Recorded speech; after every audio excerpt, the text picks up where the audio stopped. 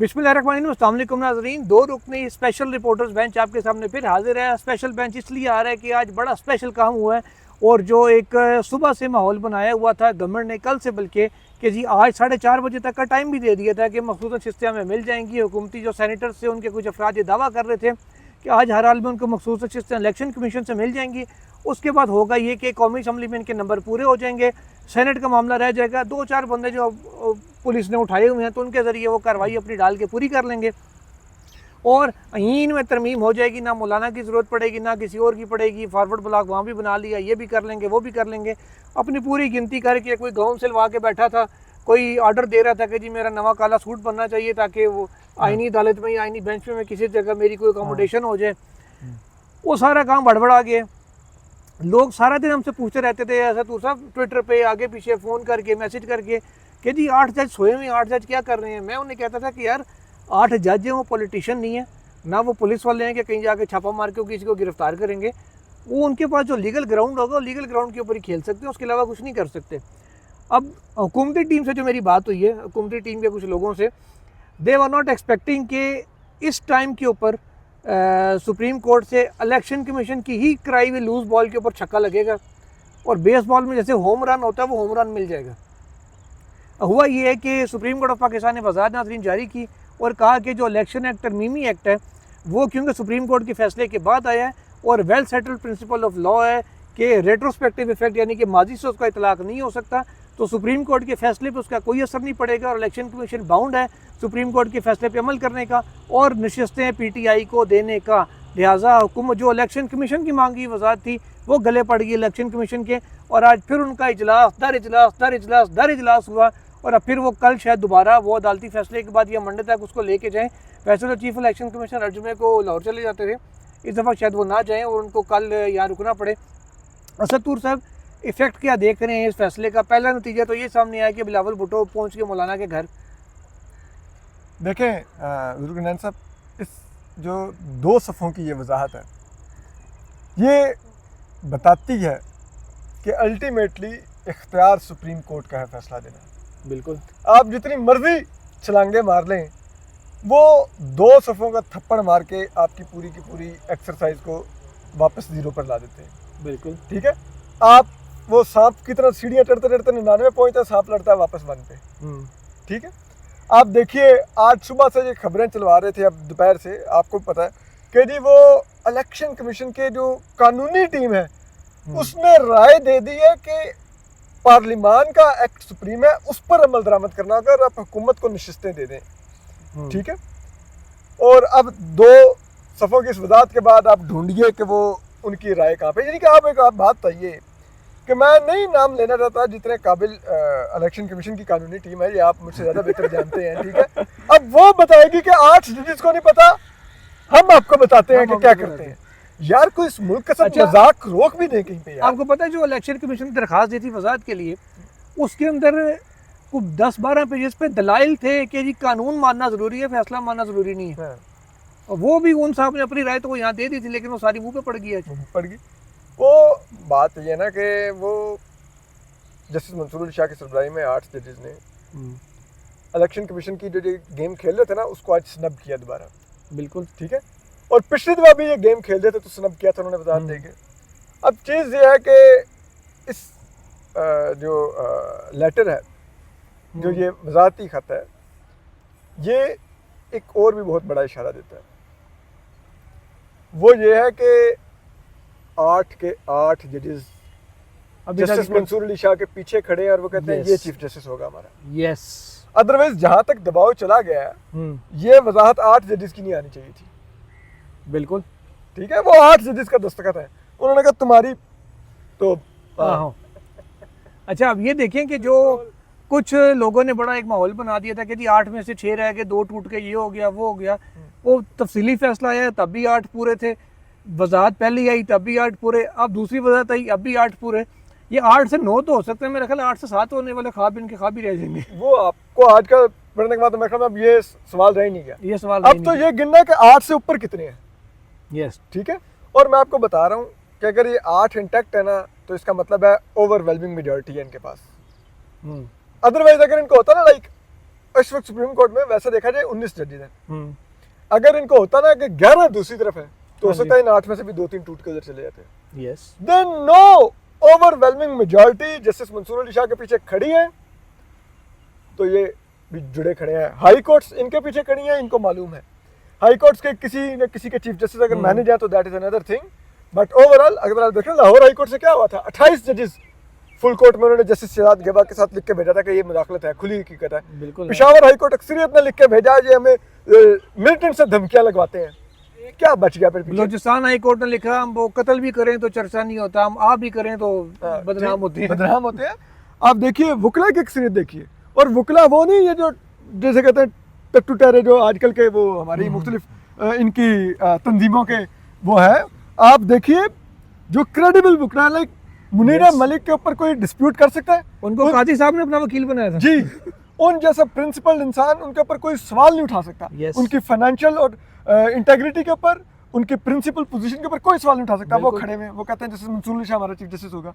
और आप देखिए पेशावर में कन्वेंशन होता है, आल पाकिस्तान वकला कन्वेंशन, लाहौर में होता है, इधर इस्लामाबाद में होता है, कराची में होता है, ठीक है। तमाम क्रेडिबल वकला, Salauddin Ahmed again chief justice काजी फैसला के साथ वकील, वो खड़े होकर क्या कह रहे हैं, अली अहमद कुर्द, ठीक है, लाइक जो पाए के लोग हैं वो खड़े में, और जिनका ताल्लुक किसी सियासी जमात से भी नहीं है। Yes. वो कहते हैं ये होगा। और मैं और भी नाम ले सकता हूँ, लेकिन फिर उनके बारे में आ रहेगा ये फलां सियासी जमात के लायर विंग का फलां का, मैं इसलिए नाम नहीं ले रहा।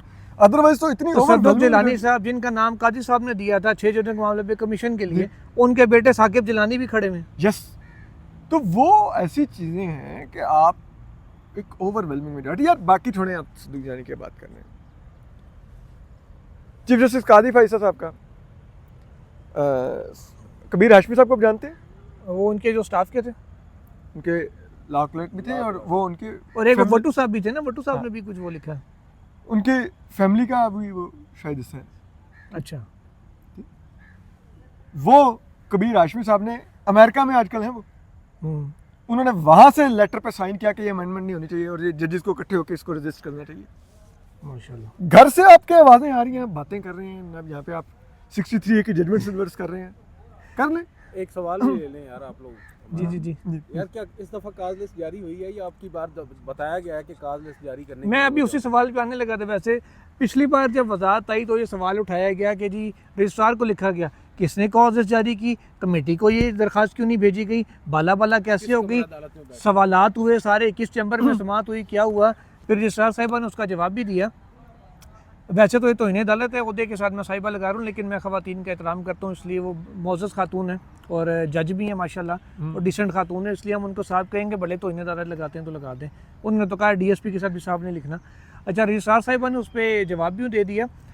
अब इस बार जबकि कमेटी भी मनपसंद है, ऑर्डिनेंस कमेटी है, ठीक है, तो अब ये कमेटी के थ्रू होके गया है, ये क्या हुआ है? आपकी बार वजाहत मांगी जाएगी? ऐसे तूर साहब आपके ज़राए क्या कह रहे हैं? या अब आपकी बार ये कहा जाएगा रजिस्ट्रार साहब अभी मेरे साथ ही जाएंगी, मैं नहीं रहा तो ये भी नहीं रहेंगी, चलो जी आप भी वापस लाहौर कोर्ट जाएं। देखिए चीफ जस्टिस काजी फैसला ने भरपूर कोशिश की है कि वो विकेटें उखाड़ के मैदान से भाग रहे हैं कि मैं नहीं खेलना, कोई नहीं खेल रहा, मैं नहीं चीफ जस्टिस तो कोई चीफ जस्टिस नहीं, या पक्ति दे के 4 इंटर निकाल के अपने उन्होंने कहा तो मैं जब मैंने पुलाव नहीं मिलना तो फिर बस ठीक है अपने पकड़ रखो। तो वेबसाइट पे आ गया। तो चीज़ ये है कि ये जो मर्जी कर लें, ठीक है, वजाहतें मांगते रहें। वो वजाहतें भी माजरत के साथ पॉलिटिकल मूव थी। उस वजाहत को जवाब बना के बिलावल भुट्टो साहब ने प्रेस टॉक में कहा कि चीफ जस्टिस को नहीं पता था कि फैसला कब आ रहा कैसे आया। यस, ठीक है, वो इसीलिए दी गई थी, वो अपने ट्रोल्स के लिए वजाहत दी गई थी। ठीक, तो ये सब कुछ जो मर्जी अब करने, एक वजाहत और मांगने, मुझे पसंद आएगी एक और वजाहत मांगे, ठीक है, उस पर हम एक और वीलॉग कर लेंगे ना यार, ठीक है, बिल्कुल करेंगे, मांगनी चाहिए। वैसे ही वो कहते हैं हमें डॉलरों के लिए कर रहे यस, मैं चीफ जस्टिस काजी फैसला को पूरी तरह सपोर्ट करता हूँ कि उनको वजाहत मांगनी चाहिए, डंके की चोट पे मांगनी चाहिए, और वो फिर लीक भी कर देनी चाहिए। वो जाहिर है, वो तो फिर करेंगे ना, फिर हम वो कर लेंगे। वैसे आपको लीक वाली बात नहीं करनी चाहिए, आपके थ्रू बड़ी चीजें लीक हुई हैं। क्या करें यार, हम साफी हैं, हम यही करते थे। अच्छा, वैसे वो आपको चीजें देते थे, किराया देते थे, तभी आप वो सबको किराए का कह रहे हैं, आज उनको हर बंदा किराए का लग रहा है यार। वो तो मैं वैसे, आप भी जाने में यूथ होते हैं किराए पे। नहीं मुझे आपकी रिकवरी होगी। असराज मलिक साहब ने तो पिछला किराया मांग लिया था, मैंने भी मांगा था। मैंने कहा था कि यार मतलब मेरी जो फिर हिसाब किताब कर दें, क्योंकि मतलब देखें, अगर आप कह रहे हैं कि हम किराए के बिकाऊ लोग हैं, तो मेरे ख्याल में चीफ जस्टिस काजी फैसला से बेहतर हमारा रेट कौन जानता होगा यार। एग्जैक्टली। ठीक है, तो वो रेट लिस्ट जारी करें जिस पे हम बिके हुए थे, जिस कितने पैसों में मतीला जान साहब ने 7 बैग्स टैबलेट का ट्वीट किया था, वो आज कौम को बताएं। वो बताएं ये असद अली तूर जो आता था इधर से स्टोरीज करता था नया दौर के लिए, कितना पैसा ले रहा था, बताएं लोगों को। हसनात मलिक ट्रिब्यून में जो करता था कितना पैसा लेता था, वो जरूर लोगों को बताएं। हम लोगों को शर्मिंदा करें यार, हमारी क्रेडिबिलिटी खत्म करें। जैसे हम बिला वजह के मुजाहिद बने फिर रहे हैं, मलक रियाज हमारी साहब ने औकात जैसे लोगों को पता चले। मलक रियाज ने रसीदें दिखा दी थी कि जी किसको मैंने कितने पैसे हाँ, दिए, वही तो आपकी भी आनी हमारे चाहिए। मुंह पे बताएं कि ये देखो ये बड़े बनते हैं, ये मेरे टकों पर पलने वाले आज ये बातें कर रहे हैं। हमारी औकात बताएं, वो पूरी दुनिया को दिखाएं हमारी औकात क्या है। और आखिरी बात करते हैं जी, इलेक्शन कमीशन से अपडेट ये आ रही है कि जब ये फैसला वहाँ तक पहुँचा, उनको सॉफ्ट कॉपी उन तक पहुँची और इजलास के अंदर उन्होंने देखी तो एक खलबली सी मच गई और इजलास के अंदर वो तज़ब्ज़ब का शिकार हो गया कि हम तो बहाल करने लगे थे, हमें रोक दिया गया, हुण की करिए। तो फिर यानी नज़म भी सोची पे हुण की करिए, तो फिर कहा गया इस पर मज़ीद मुशावरत की जाती है। तो मज़ीद मुशावरत के लिए इजलास कल पे रख लिए। अब मुशावरत होने के बाद कल इजलास में मुशावरत की जाएगी। मुझे समझ नहीं आती जुल्फ़िकार भाई, इतने क्लियर डायरेक्शंस के बाद आप बार बार किस चीज की मुशावरतें कर रहे हैं भाई? आप लोगों की हैसियत क्या है? सुप्रीम कोर्ट का ऑर्डर क्या है? आर्टिकल 189 पढ़ लें, वही आप पाबंद है मानने के, वही आप लोगों की हैसियत की किस बात की मुशावरत भाई? You have to implement it. Yes, आपने मुशावरत नहीं करनी कि ये क्या कहा गया, ये कॉमा कहाँ पे लगा हुआ है, फुल स्टॉप पीछे तो नहीं लग गया। Who are you? Who are you? You are nobody in front of Supreme Court judgment, you are nobody. Zulfikar Ali Bhutto भी कह सकता था फैसला गैर कानूनी है, ठीक है। मौलवी मुश्ताक का उनसे जाती इनाद था, लेकिन वो फांसी के फंदे से झूला था। यूसुफ रजा गिलानी कह सकता था कि मैं नहीं लिखने का पाबंद, वो अदालतों खत में नहीं जाऊंगा घर, गया घर। नवाज शरीफ कह सकते थे मैं नहीं मानता, मेरे खिलाफ पनामा का केस था, मैं इकामा पे नहीं घर जाऊंगा, बट गए घर। आज क्यों? यस, आज क्योंकि आपके पीछे खड़ी होगी एस्टेब्लिशमेंट तो आप दिलेर हो गए, हम कहते हैं हम नहीं मानेंगे। क्या बात कर रहे हैं सर? एस्टेब्लिशमेंट को छोड़े, सुप्रीम कोर्ट के 2 जज लिख के दे रहे हैं कि फैसला नहीं मानना, गैर आईनी है, ना मानो। मैं एक बात हूँ, इस पर तो बात करूंगा जिस दिन 26 अक्टूबर होगी, ये जिन दो ने लिखा हुआ है, और ग्रेस का भी तकाजा होता है। नाज़रीन 25 या 26 को एक असद तूर साहब के साथ मैंने व्लॉग करना है, जिसमें हम थोड़े से इनसे हकाइक पूछने की कोशिश करेंगे कि जब ये पेशी पे गिरफ्तार होकर हथकड़ी लग जाते थे, थैंक यू चीफ जस्टिस क्यों कहते थे, वो इनसे कुरेद के जानने की कोशिश करेंगे। आज नहीं करते, आज के लिए इतना ही काफ़ी है। और असद तूर साहब आपका बहुत शुक्रिया एक बार फिर। नाज़रीन इजाज़त दीजिए, नई अपडेट के साथ हो सकता है रात को दोबारा आना पड़े। एक और वजाहत आ जाए, एक और वजाहत आ जाए, ये मांग लीजिए मांग लीजिए। अल्लाह हाफिज़।